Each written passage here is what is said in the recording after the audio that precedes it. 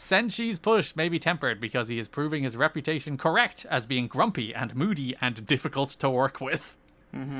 He turned off management by telling them they have to deal with his agent on several matters. They were trying to get him on one of these new contracts where they would have control over his indie dates, even though he had just signed a deal to come back. So there was like conflict there, and obviously deal with my agent. Which it's so funny that wrestling like that gets heat in wrestling. And it's not just like commonplace for wrestlers to have agents representing their best interests. I think that's more of a thing now, but it's mostly just used for negotiations, I feel. Once they're in the company, they just kind of let it flow and be pissy.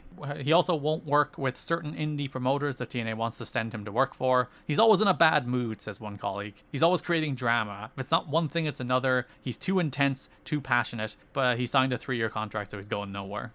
Fair enough. But, like, I guess it's a 1-year contract, technically.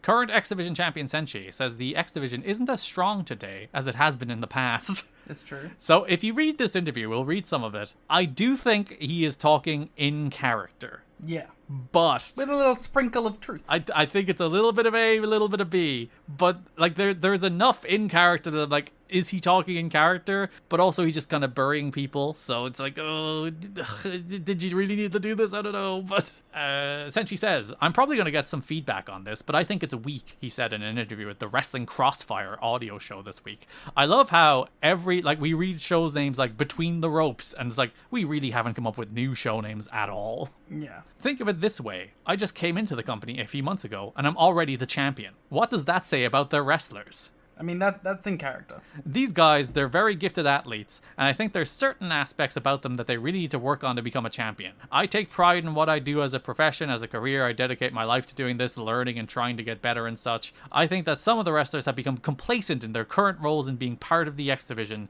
and I don't think it's necessarily to become a better wrestler, to become a better athlete. I just think it's okay, I'm comfortable at this level, let me stay here. I've just never been that way. I think I've proven over the years by the matches that I've done and being a part of that way I fight against every competitor. He also isn't crazy about the Nash stuff where he's like, good or bad. Like this stuff, like it's in character, but also it's like you're already getting heat, buddy. You don't need to go in the media and say everyone's shit. I mean, it's on the TNA show. No, this isn't a TNA podcast. Was it not? No. Oh, well then.